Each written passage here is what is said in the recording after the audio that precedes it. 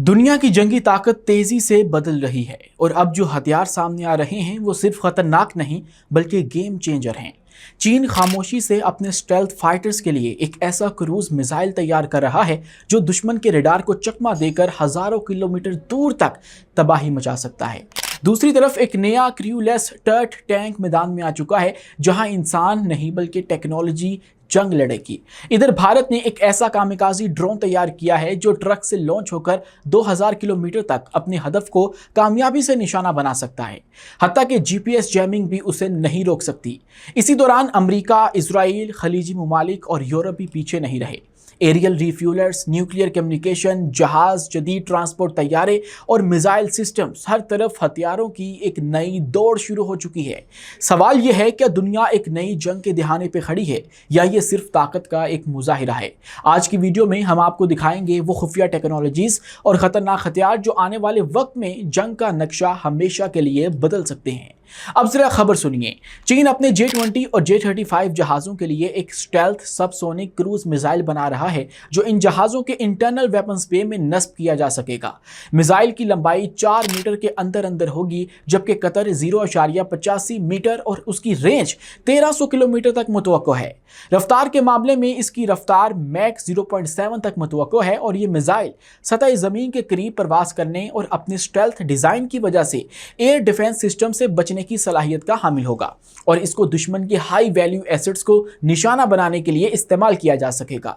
इसी के साथ चीन के नए टाइप 100 टैंक को पहली मर्तबा फील्ड ट्रेनिंग में देखा गया है। ये टैंक GL-6 हार्ड किल और सॉफ्ट किल एक्टिव प्रोटेक्शन सिस्टम से लैस है और नॉर्मल टैंकरों के मुकाबले में ये खुदकार यूलेस टर्ट से लैस है। दूसरी जानिब भारत की जानिब से एक कामिकाजी ड्रोन बनाया गया है जिसको किसी ट्रक या गाड़ी की छत से लॉन्च किया जा सकता है और ये ड्रोन 1500 से 2000 किलोमीटर की रेंज तक मार कर सकता है जबकि इसको 50 से 100 किलोग्राम वजनी वॉरहेड से लैस किया जा सकता है और इसमें मसनूई जहानत का भी इस्तेमाल किया गया है ताकि ये जीपीएस जैमिंग वाले इलाकों में अपनी अहदाफ को निशाना बना सके। इस ड्रोन को भारतीय कंपनी हॉवरेट ने बनाया है और ड्रोन को दोव्यस्तर मार्क 2 का नाम दिया गया है।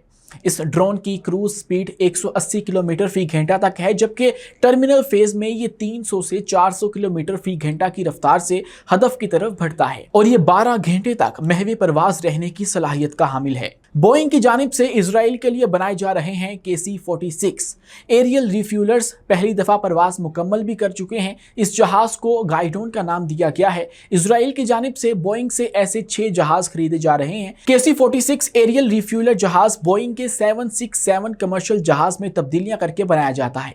कतर की जानिब से अमेरिका को तोहफे में दिए गए VC-25B जहाज की एयरफोर्स 1 स्टैंडर्ड पर मॉडिफिकेशन मुकम्मल हो चुकी है और अब इसको फ्लाइट टेस्टिंग से गुजारा जा रहा है। इस जहाज की मॉडिफिकेशन का काम L3 हैरिस टेक्नोलॉजीज ने किया है। VC-25B जहाज बोइंग के 747-8I का मॉडिफाइड वर्जन है जिसको सरबराहाने मुमलिकत के लिए डिजाइन किया गया। अमेरिकी कंपनी कॉलिंस एरोस्पेस को अमेरिकी नेवी अपनी E-6B न्यूक्लियर रेले जहाज को एक नए high frequency radio communication system से लैस करने के लिए कॉन्ट्रैक्ट देने के बारे में सोच रही है।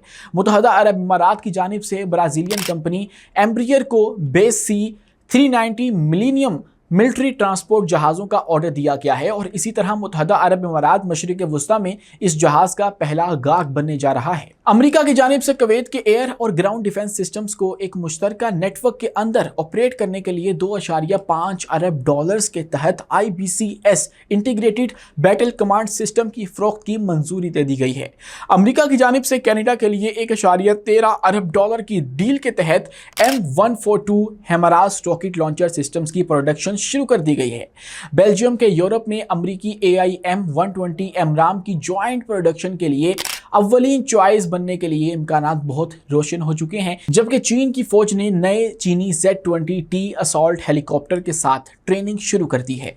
ये हेलीकॉप्टर्स Z-20 यूटिलिटी हेलीकॉप्टर्स का मुसल्ला वर्जन है और ये मुख्तलिफ किस्म के गाइडेड और unguided air to ground weapons fire कर सकता है।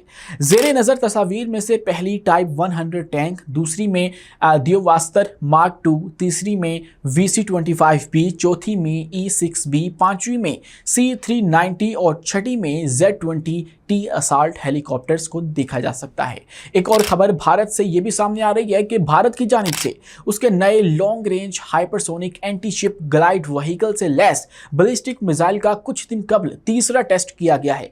ये एक ground launched long range anti ship missile है जिसको एक हाइपरसोनिक ग्लाइड व्हीकल से लैस किया गया और इसको एक ट्रांसपोर्टर इरेक्टर लॉन्चर से लॉन्च किया जा सकता है।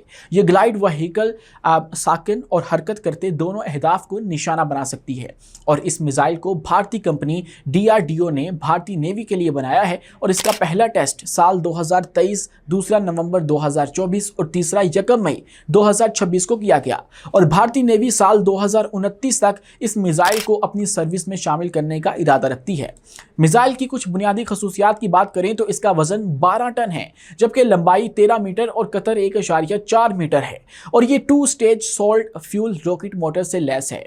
गाइडेंस के मामले में इस मिसाइल पर नस्ब ग्लाइड व्हीकल इनर्शियल नेविगेशन और सैटेलाइट नेविगेशन पर इन्हिसार करती है जबकि टर्मिनल फेज में गाइडेंस के लिए इसको एक्स बैंड रडार सीकर से लैस किया गया है। यह मिसाइल 1500 किलोमीटर की रेंज तक मार कर सकता है जबकि लॉन्च के वक्त इस मिसाइल की रफ्तार मैक 10 तक होती है जबकि मिड कोर्स फ्लाइट के वक्त और इसके बाद ग्लाइड व्हीकल मैक 5 की औसत रफ्तार से प्रवास करते हुए अपनी हदफ की तरफ बढ़ती है। इस मिसाइल का रडार सीकर 50 किलोमीटर की रेंज से अहदाफ को देख सकता है जबकि missile cold launch missile launching technology की मदद से लॉन्च किया जाता है जिसमें मिसाइल पर 2 नस्ब छोटे थ्रस्टर मिसाइल को इब्तदाई लिफ्ट फ्राहम करते हैं जिसके बाद मिसाइल की रॉकेट मोटर स्टार्ट हो जाती है। मुस्तकबिल में इस मिसाइल का शिप लॉन्च्ड वर्जन भी बनाए जाने का प्लान मौजूद है जबकि इसका एक्सटेंडेड रेंज वर्जन बनाने का मंसूबा भी मौजूद है जो 3500 किलोमीटर तक की रेंज का हामिल हो सकता है। इस मिसाइल को बनाए जाने का बुनियादी मकसद बहरे हिंद में चीनी नेवल शिप्स को रोकने की सलाहियत हासिल करना है। अब सब अपना दिफा मजबूत कर रहे हैं तो पाकिस्तान पीछे कैसे रह सकता है। खबर है कि पाकिस्तानी आर्मी चीनी साख्ता type 625E short range air defence systems अपनी सर्विस में शामिल करने जा रही है और यह भी कहा जा रहा है कि पाकिस्तानी आर्मी तुर्क साख्ता Korkut self propelled anti aircraft system पहले से हासिल कर चुकी है। अलबत्ता मेरे पास ज़ाती तौर पर इस बारे में कोई मालूमात दस्तियाब नहीं है कि आया ये दुरुस्त है या नहीं। कोरकोट के बारे में मुख्तसरन बताता चलूँ कि ये ओलिकान एंटी एयरक्राफ्ट गन सिस्टम्स का अपग्रेडेड तुर्क साख्ता वर्जन है जो 35 मिलीमीटर कैलिबर की 2 गन से लैस है और ये करीबन 4 किलोमीटर की रेंज तक अहदाफ को इंटरसेप्ट कर सकता है। अब वापस बात करते हैं टाइप 625E के बारे में और अगर ये खबर सच है तो ये एक अच्छी खबर है क्योंकि ये short range air defence systems drones और निचली प्रवास करने वाले एयरक्राफ्ट्स और क्रूज मिसाइलों को मार गिराने का काम कर सकता है। और कुछ अरसा कबल चीन की जानिब से इसको ड्रोन स्वाम्स के खिलाफ टेस्ट किया गया था जहां इसने काफी अच्छी कारकर्दगी का मुजाहिरा किया था। इस सिस्टम को चीनी company Norinco North Industries Group Corporation की जानिब से बनाया गया है और यह सिस्टम 8x8 आर्मर्ड व्हीकल पर नस्ब है जो 25 मिलीमीटर कैलिबर की गैटलिंग स्टाइल 6 बैरल्स पर मुश्तमिल गन और 8 short range FN-16 surface to air missile launchers पर मुश्तमिल है जबकि इसके साथ साथ इस सिस्टम पर एक onboard X band ASE radar और infrared electro optical search and track system भी नस्ब है। इस सिस्टम की गन 1 मिनट में 3 से 5,000 राउंड्स फी मिनट के फायर रेट से गोलियां दाग सकती है और गन की एम्यूनेशन स्टोरेज की सलाहियत 800 से 1000 राउंड के बीच है और इस गन की मदद से ये सिस्टम करीबन 2.5 किलोमीटर की रेंज तक अहदाफ को इंटरसेप्ट कर सकता है जबकि अपने मिसाइलों की मदद से ये सिस्टम 6 किलोमीटर की रेंज तक अहदाफ को इंटरसेप्ट कर सकता है जबकि इस सिस्टम को FB-10A surface to air missile से भी लैस किया जा सकता है जो करीबन 10 किलोमीटर की रेंज और 5 किलोमीटर की बुलंदी तक अहदाफ को इंटरसेप्ट कर सकता है। इसके अलावा यह सिस्टम नेटवर्क सेंट्रिक वॉरफेयर के तनाजुर में दीगर एसेट्स के साथ डाटा शेयरिंग की सलाहियत भी रखता है जो इसकी सिचुएशनल अवेयरनेस बिलखसूस ड्रोन हमलों की सूरत में आगाही की सलाहियत को बहुत बेहतर बनाता है जिससे यह सिस्टम ऐसे खतरात के खिलाफ ज़्यादा बेहतर तरीके से परफॉर्म कर सकता है।